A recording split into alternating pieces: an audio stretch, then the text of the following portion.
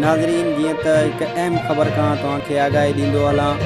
Full में आल पाकिस्तान बंगलानी ताज जे लाड़काणो ऐं Sukkur division जे general council जो गॾियल अहम इजलास मरकज़ी कन्वीनर अलामा मंज़ूर अहमद तूफ़ानी साहब जे ज़ेर सदारत में मुनक़िद थियल हुई, जेका अॼु थी गुज़री ऐं डिवीज़न लाड़काणे जे सदर मीर ज़ीशान ख़ान बंगलानी जे ज़ेर निगरानी में ऐं मीर फ़हद बंगलानी जे मेज़बानी में फुल में थियो, जंहिंमें अहम ज़िम्मेदारनि ऐं मेंबरनि वॾी तइदाद में शिरकत कई।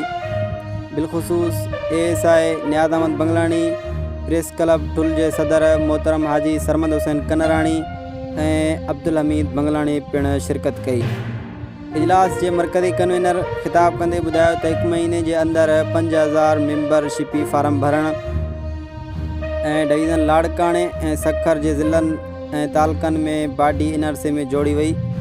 जॾहिं त नियाज़ अहमद बंगलानी ख़िताब कंदे चयो त क़ौम दुख सुख में हिक ॿिए जो साथ ॾिए ऐं डिवीज़न जे सदर मीर ज़ीशान बंगलानी ऐं जनरल सेक्रेटरी अयाज़ अहमद बंगलानी, मोहतरम अब्दुल हमीद बंगलानी, शिकारपुर कश्मीर ऐं जेकंबा जे उहिदेदारनि ऐं मेंबरनि तक़रीरूं कयूं।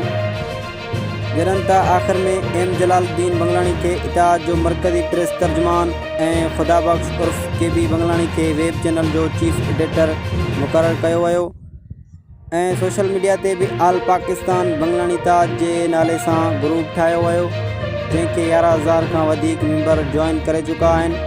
जॾहिं त आख़िर में प्रेस क्लब ठुल जे सदर हाजी सरमद हुसैन कनराणी ख़ुसूसी ख़िताब कंदे नौजवाननि खे दाद ॾिनो ऐं उन्हनि जे साराह ऐं हौसला अफ़ज़ाई कई। आख़िर में मरकज़ी कन्वीनर अलामा मंज़ूर अहमद तूफ़ानी पंहिंजे आयल महिमान ख़ासि मोहतरम हाजी सरमद हुसैन कनराणी ऐं मीर ज़ीशान खे सिंध जी सूखड़ी अजरक जो तोहफ़ो बि ॾिनो।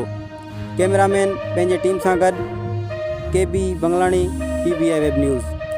ऐं हिकु ॿी ख़बर, पाकिस्तान बंगलानी ताज पारां हिकु प्रोग्राम जारी कयो आहे सुबुह सुराण, सुबुह 9 बजे खां 11 बजे ताईं। सभी दोस्त ॾिसण न विसारींदा।